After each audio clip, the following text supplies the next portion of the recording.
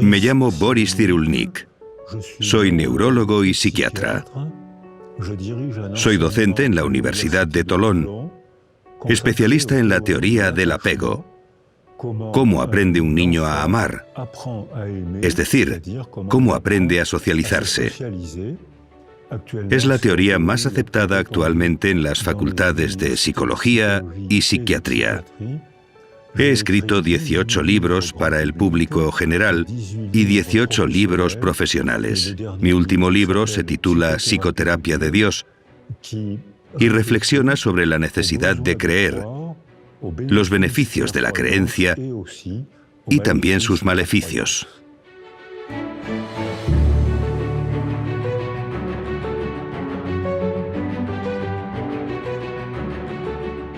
Hola.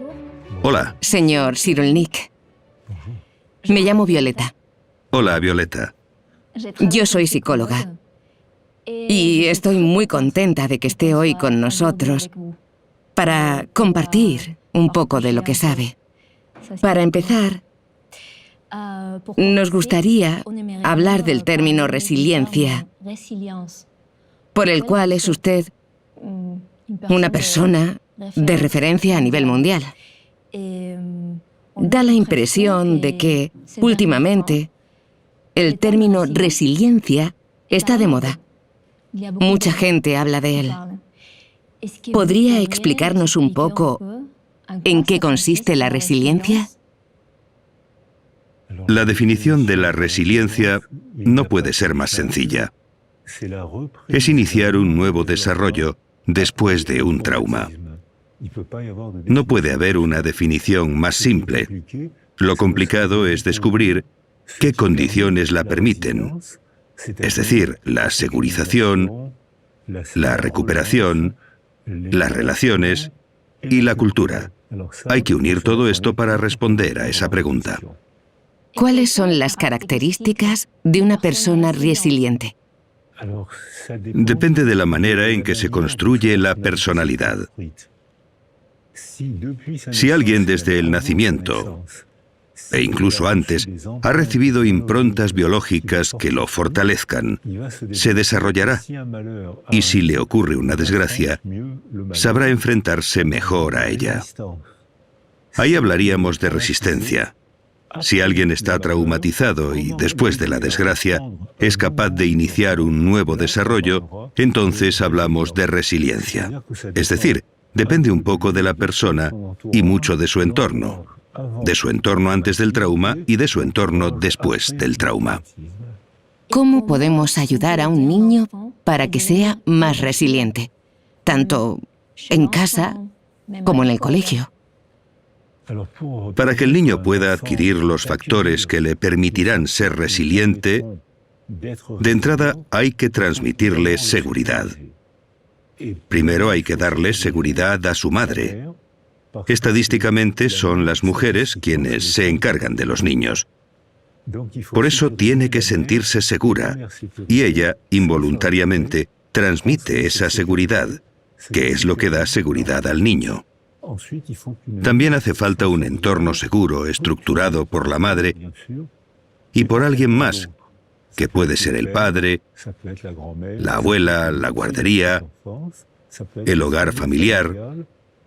Si el entorno seguro protege al bebé, al niño, cuando llega al colegio, ya ha adquirido el placer de aprender.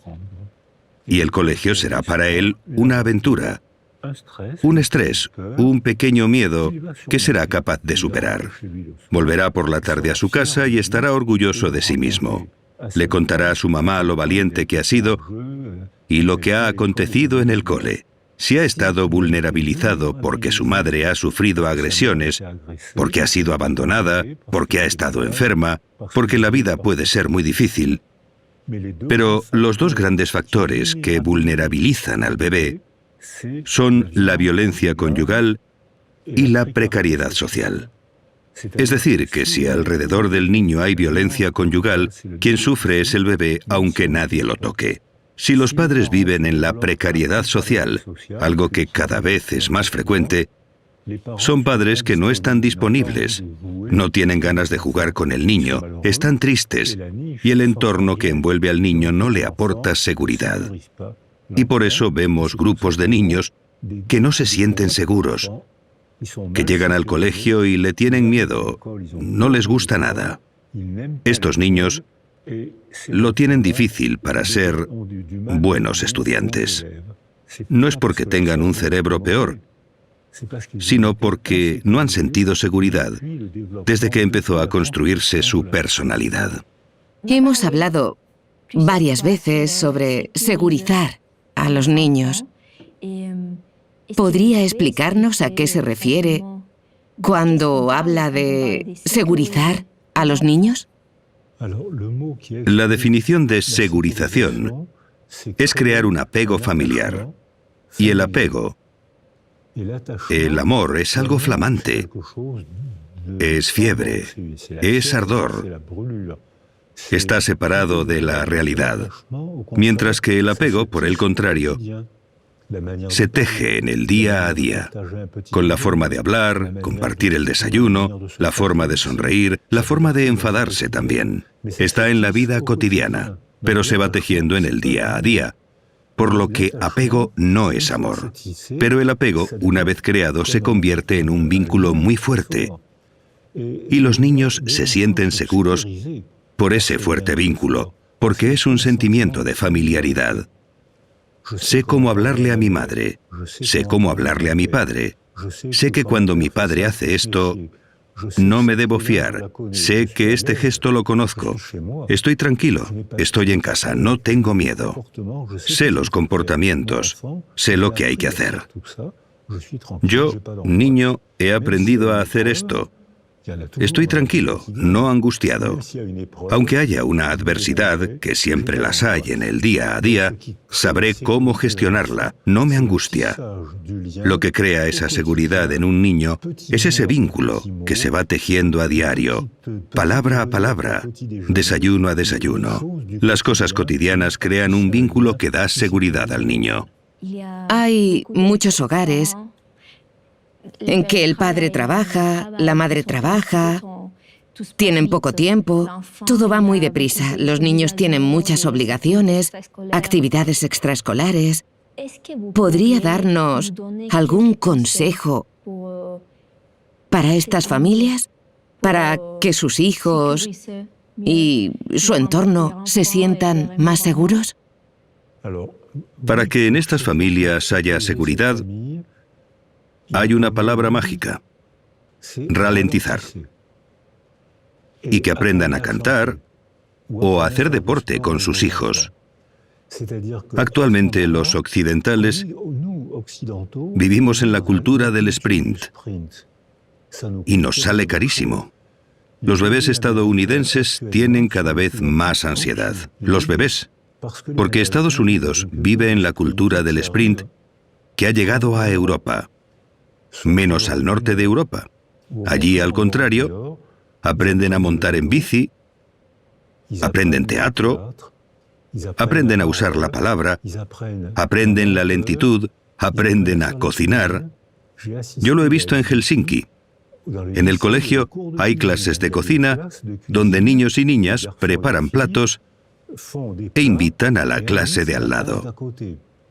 Y te aseguro que los niños lo hacen bien. Es decir, que, por lo tanto, cuando llegan a la edad adulta, son excelentes. En clase, en ciencias, en arte, son excelentes. Hay un 1% de analfabetismo. En Francia estamos entre el 12 y el 15%. Un analfabeto será infeliz toda su vida. El 1% en Finlandia, 12 a 15% en Francia.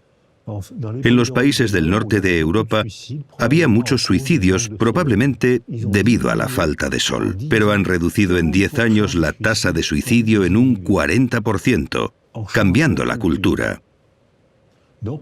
Es decir, que tenemos la posibilidad de intervenir y, por supuesto, hay que ralentizar y divertirse para aprender el arte de vivir.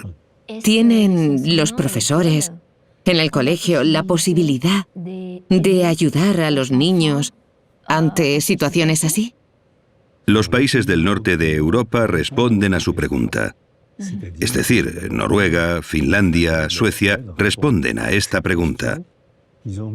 Allí tienen una estrategia educativa muy distinta de la nuestra, y aún más de los países orientales como Japón o China. En los países orientales hacen sprintar a los niños, y el colegio es tan violento que los japoneses me han dicho que es una forma de maltrato. Los países del norte de Europa hacen lo contrario, ralentizan a los niños y así les dan seguridad. Los niños aprenden a resolver problemas con facilidad, por lo que tienen buena autoestima. Por eso, a los 15 años, cuando hacen las evaluaciones escolares, las pruebas PISA determinadas por la UNESCO, los finlandeses son medalla de oro pese a que ralentizan todo lo posible el desarrollo de los niños. Pero ralentizándolos, les dan confianza y los niños con confianza aprenden a jugar a aprender. Se lo pasan bien aprendiendo. Recuperan el retraso en pocos años y a los 15 años son medalla de oro en las evaluaciones de la UNESCO. Si no hemos adquirido la resiliencia en la infancia, ¿todavía podemos aprenderla en la edad adulta? La resiliencia está en marcha toda la vida, pero los primeros años son muy importantes. Es como una partida de ajedrez. Los primeros movimientos son muy importantes, pero mientras la partida no haya terminado, siguen quedando buenos movimientos. La resiliencia no es la misma cuando somos niños, antes de hablar, cuando somos niños y sabemos hablar, cuando somos adolescentes o cuando somos personas adultas. Los casos que accionan la resiliencia no serán los mismos. La resiliencia funciona mucho peor pasados los 120 años. Ahí funciona peor. ¿Podría dar algún consejo específico para los adultos que quieran desarrollar la resiliencia? El primer consejo es que no se queden solos. Cuando sufrimos un trauma, estamos tan tristes que nos hacemos un ovillo, apretamos los dientes y nos aislamos. Y esto solo agrava, ya que el recuerdo de la herida se refuerza más y más. Solo pensamos en eso y agravamos el sufrimiento. Así que el primer consejo sería luchar contra uno mismo si nos apetece aislarnos. Y sobre todo, hay que hablar o quedar con la gente con la que tengamos confianza. Puede ser la mujer, el marido, la madre, un amigo, un cura, un monitor de deporte, alguien con quien tengamos confianza. Y no tenemos por qué empezar a hablar de inmediato. Primero tenemos que sentirnos seguros, como los niños, y luego, cuando nos sentimos seguros, podemos reflexionar y podemos empezar a hablar. Aunque no hayamos sufrido un trauma grave, hay cosas cotidianas que pueden influirnos. Un divorcio, un despido. ¿Cómo pueden superarse estas cosas? Es imposible hacer un baremo de traumas. Si alguien ha sido vulnerabilizado durante su desarrollo, todo puede convertirse en trauma. Todo puede ser herida. Una mudanza, una mala palabra, porque se le ha vulnerabilizado antes del suceso. Si antes del suceso ha sido reforzado durante el desarrollo, será muy difícil que se traumatice. Hay gente que atraviesa adversidades tremendas y sufren, pero no desarrollan trastorno por estrés postraumático. Y al contrario, hay gente que ha sido vulnerabilizada, debilitada durante su desarrollo por vivir en la precariedad social, por la violencia conyugal, por haber sufrido y no haberlo podido expresar, por haber ocultado el sufrimiento. En estos casos, cualquier suceso puede dañar muy profundamente. La diferencia entre el sufrimiento y el trauma es que ahora podemos ver el trauma mediante imágenes cerebrales. Podemos ver cómo funciona el cerebro. Durante un trauma el cerebro se apaga, no funciona o funciona mal, mientras que en el sufrimiento el cerebro no se apaga. Estás afligido, ansioso, triste, enfadado, pero el cerebro funciona, mientras que en un trauma se ralentiza, no funciona, solo muestra colores apagados, azul, verde, gris. Cuando el cerebro funciona bien porque estamos positivamente estimulados o contentos, el cerebro trabaja y consume energía, y se ve rojo, verde, amarillo, y se desplaza por todo el cerebro. Hablamos de trauma si el cerebro se apaga. Cuando estamos, como en boxeo, KO. Sin embargo, hablamos de adversidad si sufrimos, pero el cerebro sigue funcionando bien. Y funciona bien si ha sido reforzado durante el desarrollo en la infancia temprana. Y al contrario, es frágil si hemos sido fragilizados durante la infancia temprana. No podemos señalar una causa-efecto. No podemos decir que un trauma causa mucho daño. Dependerá de la manera en que nos hayamos construido antes de enfrentarnos a la desgracia o la dificultad. También habla sobre la diferencia entre el trauma y la representación del trauma. Así es. En un trauma se sufre. El sufrimiento forma parte de la condición humana. Estamos dolidos, tristes y sufrimos. Pero después, cuando representamos lo que nos ha pasado, si estamos bien rodeados, si tenemos apoyo y tenemos la posibilidad de reflexionar, de pensar, sufrimos en lo real, pero pronto dejamos de sufrir en la representación de lo real. Pero si nos quedamos solos, solo pensamos en la desgracia. ¿Por qué me ha hecho esto? ¿Por qué he respondido así? ¿Por qué no me defendí? ¿Por qué nadie me defendió? Así agravamos el sufrimiento y nos dirigimos de cabeza a la depresión. Así que depende del apoyo que recibimos después del trauma. Es un apoyo afectivo. No tiene por qué ser un psicólogo. Puede ser un amigo, un cura, el marido, la mujer, alguien en quien confiemos. Pero necesitamos tener apoyo y para eso no debemos quedarnos solos.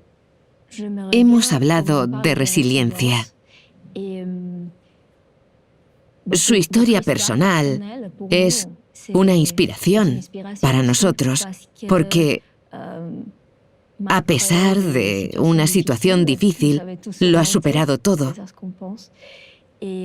¿Podría compartir con nosotros su historia personal? ¿Y cómo ha influido en su carrera profesional? Lo que motiva la psicología es la necesidad de comprender. Necesito comprender lo que me ha pasado. Muchos psicólogos tienen esta motivación. Tienen la necesidad de comprender algo que les ha pasado.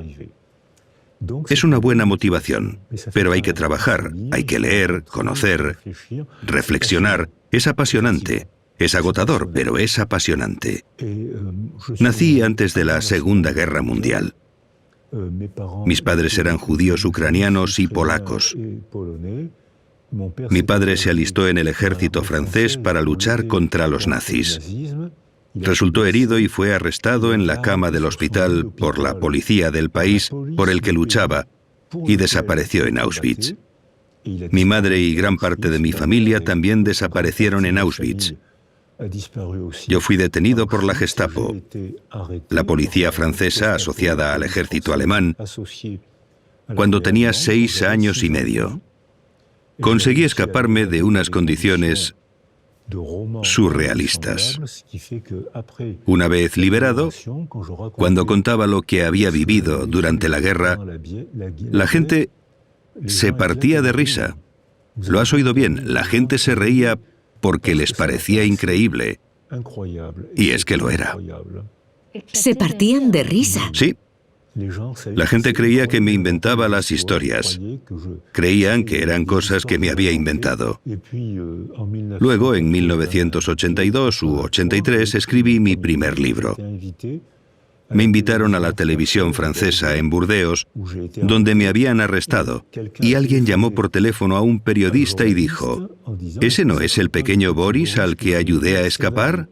Y dejó su número de teléfono y su dirección. Llamé a un taxi y fui a ver a esta mujer, que era enfermera de la Cruz Roja. Yo tenía 6 años cuando me escapé. No podía irme muy lejos. Me hizo señas para que me escondiera bajo el cuerpo de una señora moribunda y el coche se marchó. De 1.700 personas arrestadas, hubo 2 supervivientes. Esta señora y yo, que me había escondido debajo de ella. Me reencontré gracias a la televisión de Burdeos con todos los testigos de mi fuga. Ahora tengo relación de amistad con ellos y con sus hijos, y les contamos esta historia sonriendo. Porque algo que fue una tragedia durante y después de la guerra, con el paso del tiempo y después de haber trabajado, de haber hecho por comprender por qué los hombres de un país culto, porque Alemania era el país más culto de Occidente en los años 30, país de científicos, músicos. Había un jazz en Alemania muy alegre, precioso.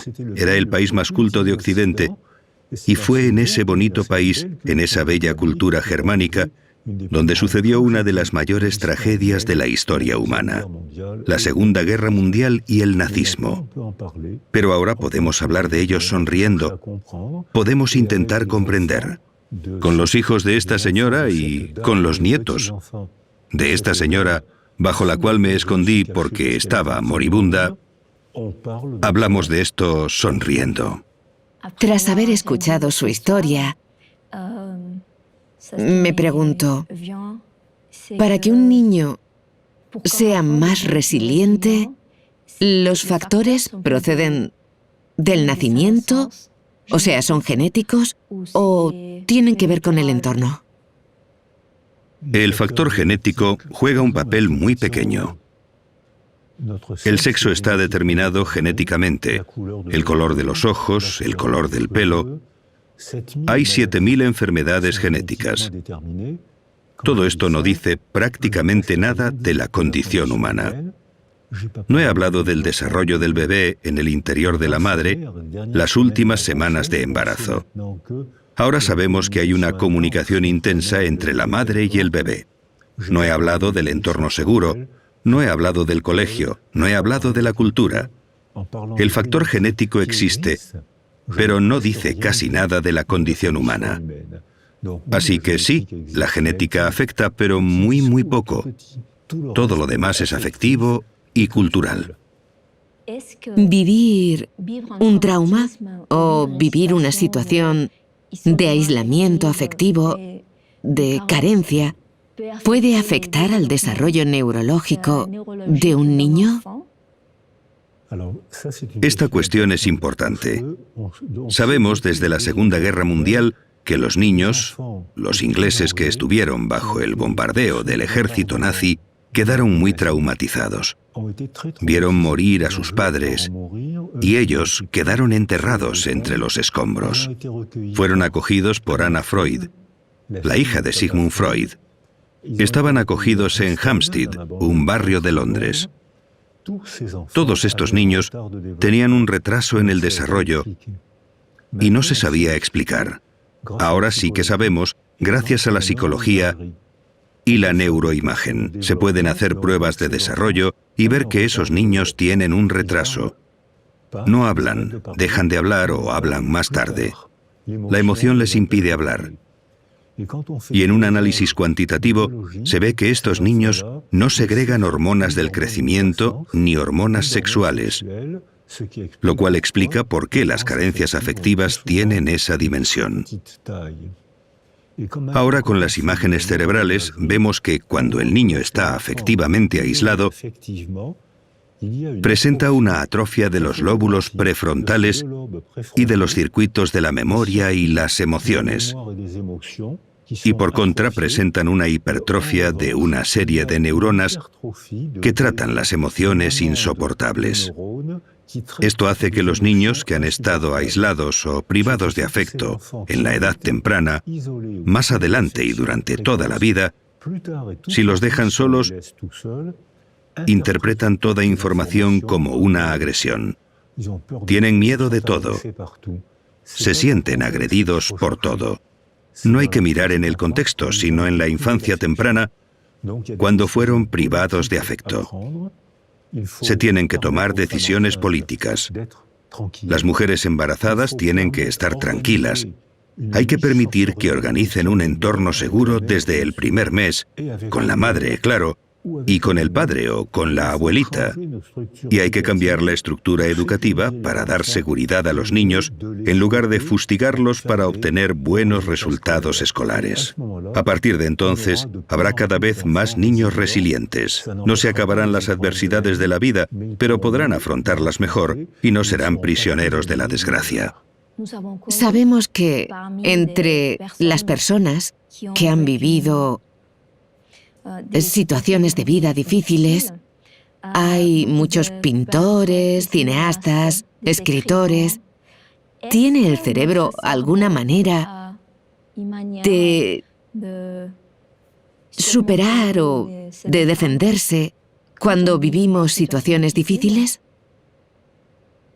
La vida es apasionante y difícil. Suprimir la tragedia de la condición humana. Si cerramos las bibliotecas, suprimimos el cine, acabamos con el teatro, todas las producciones artísticas están hechas para superar la tragedia. Las películas cuentan tragedias, cuentan historias emotivas de gente, de niños que consiguen superar la tragedia. Y para nosotros son maneras de comprender, pero para los dañados, los traumatizados, es también una forma de pedirle al artista que sea su portavoz.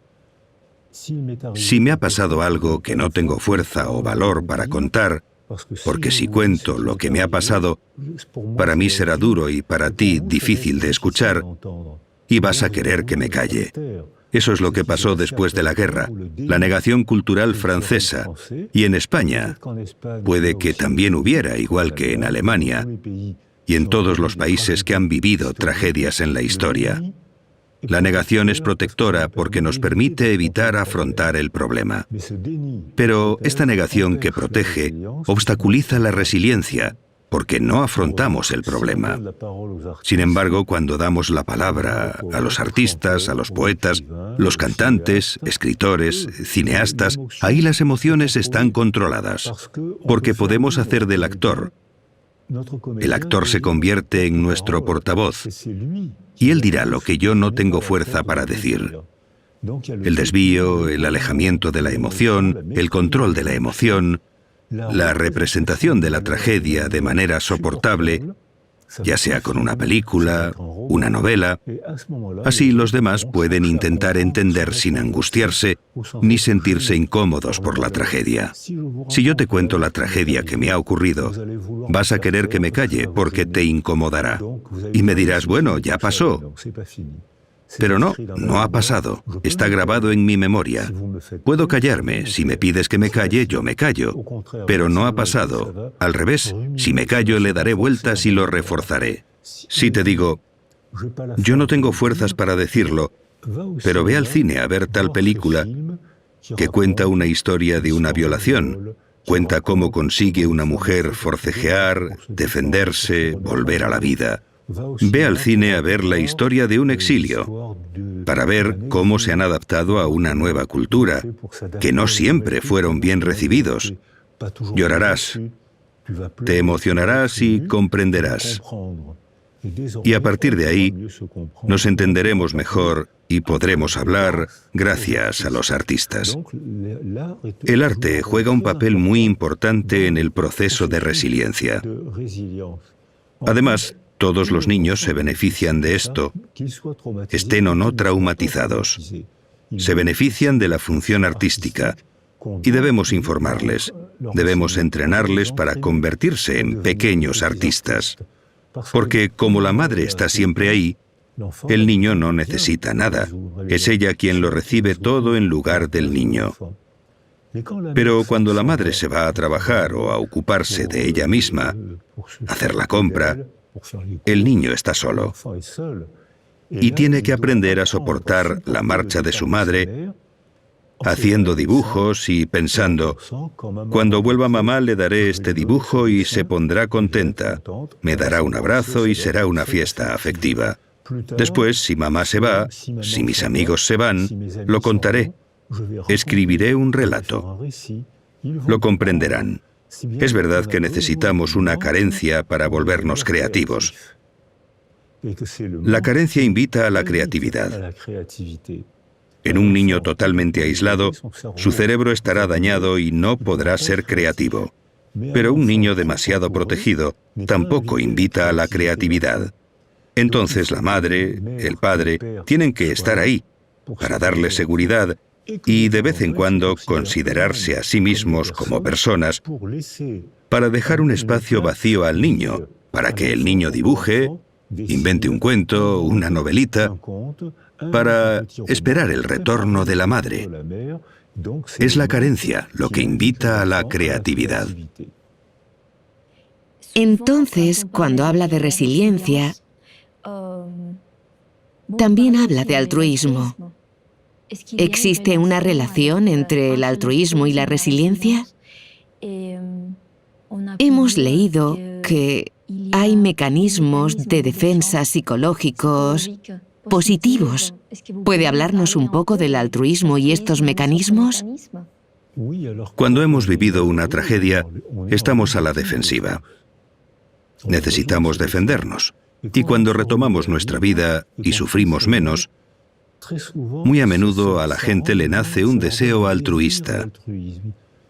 Tienen ganas de ayudar a otros, porque saben lo que es el sufrimiento.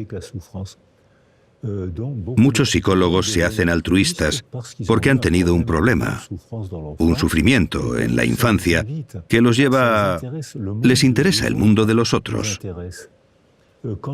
Cuando trabajé en el Congo con los niños soldado, cuando les preguntaba qué querían ser de mayores, casi todos me contestaban que querían ser periodistas o médicos. ¿Por qué periodistas? Porque tengo que contar esto. Tengo que dar testimonio de lo que ocurre cuando un niño se transforma en soldado. ¿Y por qué médicos? Porque sé lo que es el dolor y quiero aprender a proteger a otros niños del dolor. El altruismo es un mecanismo de legítima defensa para combatir el dolor. Muchos médicos, psicólogos, asistentes sociales conocen este proceso que es bueno, es moral, porque invita a entender y a compartir con alguien lo que hemos entendido.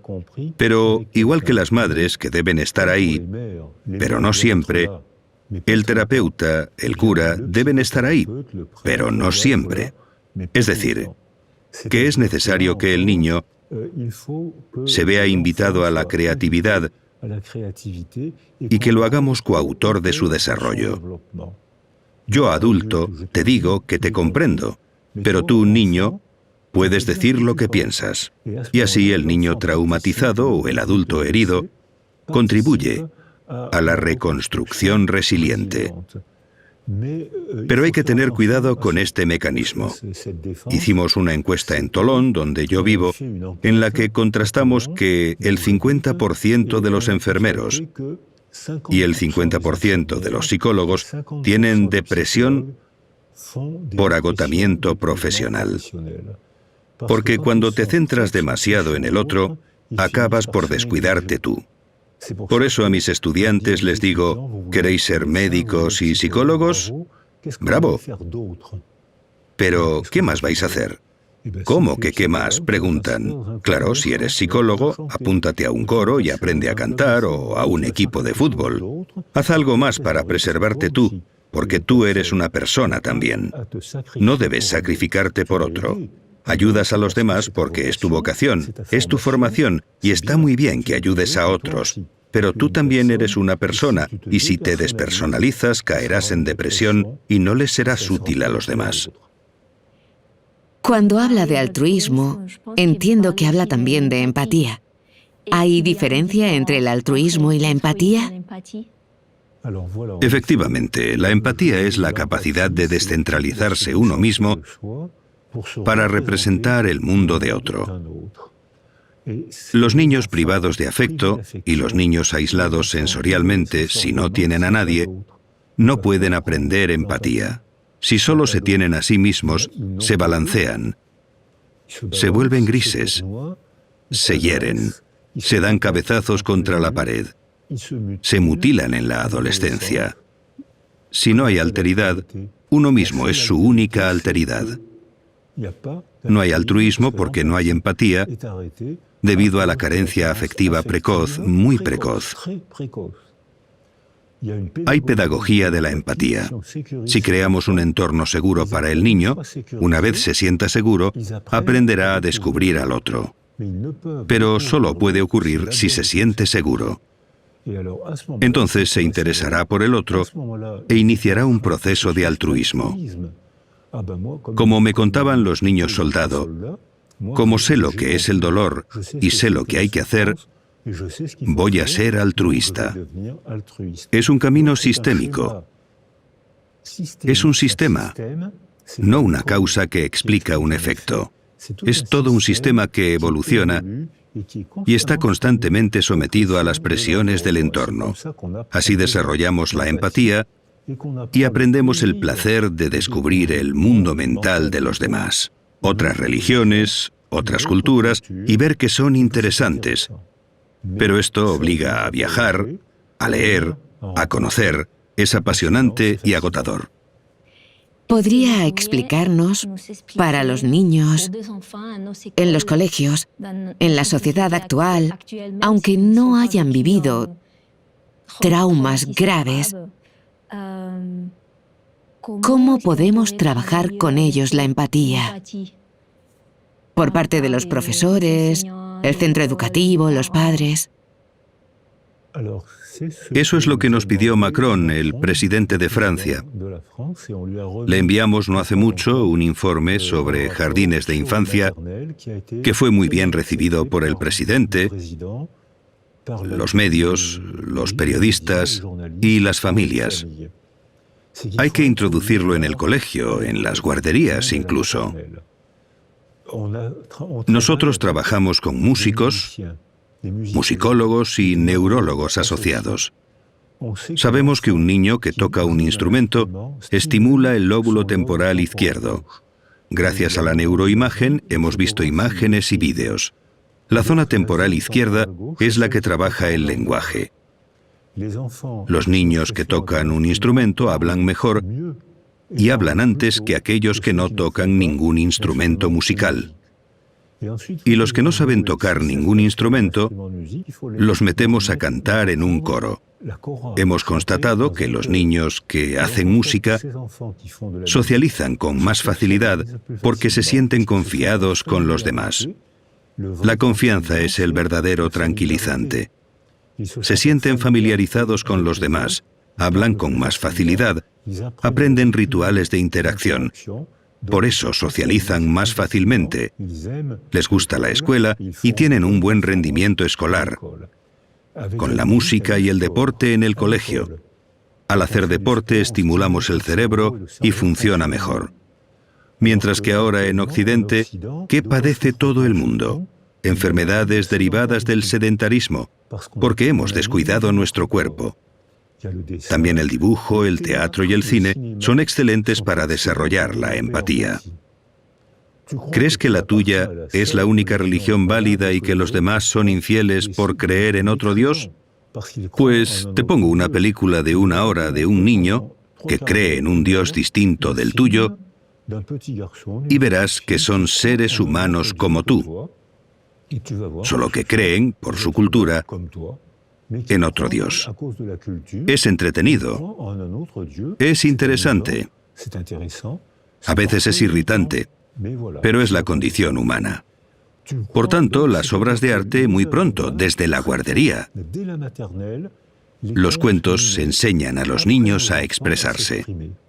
Y luego hablamos de la moraleja del cuento. ¿Por qué le roban el queso al cuervo? porque se deja engañar por la zorra. Podemos trabajar las moralejas con cuentos infantiles. Les contamos una historia bonita y les invitamos a convertirse en pequeños filósofos. Y esos pequeños filósofos son inteligentísimos desde bien pronto. El otro día hablaba con una pequeña filósofa de 5 o 6 años. Hablábamos de la muerte, porque cuando los niños descubren la muerte, es un problema metafísico, es importante para ellos. Le pregunto a mi pequeña filósofa qué es la muerte para ella, y me dice: muy fácil, te caes, te quedas frío, te llevan al hospital, te calientan y vuelves. Esto nos permitió hablar de la representación del tiempo en el plano filosófico, con una pequeña filósofa de 5 años que lo entendía todo. Entonces creo que el arte, introducido muy pronto en el colegio, la música, el deporte, porque el deporte es una forma de arte, el arte, el deporte, el dibujo, el cine, el teatro, forman parte de la condición educativa, desarrollan la empatía y permiten aprender a convivir mejor. Hay una frase que dice: el dolor es inevitable, el sufrimiento es opcional. ¿Qué opina usted sobre esta frase? Es magnífica, porque el dolor, todos los mamíferos sienten el dolor igual. Por ejemplo, nos quemamos la piel. Hay un trayecto que la une con la médula espinal, llega a la base del cerebro y llega al córtex. Todos los mamíferos sienten el dolor igual. Pero no todos los mamíferos sienten el sufrimiento igual. Si un mamífero o un bebé humano ha recibido seguridad durante su desarrollo por su madre, su padre, la familia, el colegio, el vecindario, las palabras, el teatro, todo eso, cuando recibe un golpe, le duele. Eso es el dolor. El sufrimiento es otra cosa. Si ha tenido una infancia segura, sufrirá mucho menos que alguien que no la ha tenido de pequeño y que percibe la sensación del dolor de forma exacerbada, amplificada. El dolor sin sentido aún duele más. Los seres humanos vivimos en un mundo de sentido. Necesitamos tener sueños y tener recuerdos para darle una dirección a nuestra vida. Si nuestra dirección viene de un dolor no superado, sin resiliencia, al recibir un golpe sufrimos muchísimo y sin posibilidad de modificar ese sufrimiento. Si hemos crecido fortalecidos y con seguridad, recibimos el mismo golpe, una tragedia. Pero hemos aprendido a ser más fuertes que el sufrimiento, que el dolor, y entonces sufrimos menos. Sufrimos una sola vez, como los animales. Y además, si hacemos algo con ese dolor, ese sufrimiento, habremos transformado el sufrimiento en obra de arte. Entre los artistas, entre la gente del cine, se da un número inusualmente alto de niños privados de afecto que se refugian en el cine, que hacen películas muy bonitas y emotivas, porque, al haber sido heridos, han encontrado un medio para transformar esa herida y convertirla en producción artística. La mayoría de las obras de arte son confesiones autobiográficas. Me gustaría que hablásemos de una cuestión de actualidad. Ahora mismo, en nuestra sociedad actual, hay guerras, hay conflictos políticos, distintas migraciones, hay gente que sufre y hay mujeres embarazadas que también sufren. ¿Puede esto afectar al desarrollo del niño que todavía no ha nacido, igual que a la gente que ha sufrido? Esta es una pregunta muy científica que se investiga desde hace 10 o 15 años. Es objeto de estudios israelíes con mujeres embarazadas traumatizadas por los atentados. Mujeres israelíes y palestinas que acudieron a consulta por síntomas de estrés postraumático.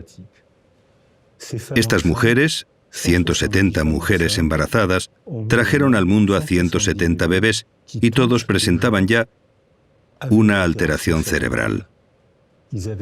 Todos tenían ya un mal funcionamiento cerebral. Si hubiésemos dejado solas a esas mujeres, los bebés habrían empezado su vida con una grave deficiencia neurológica. Esto no ocurrió.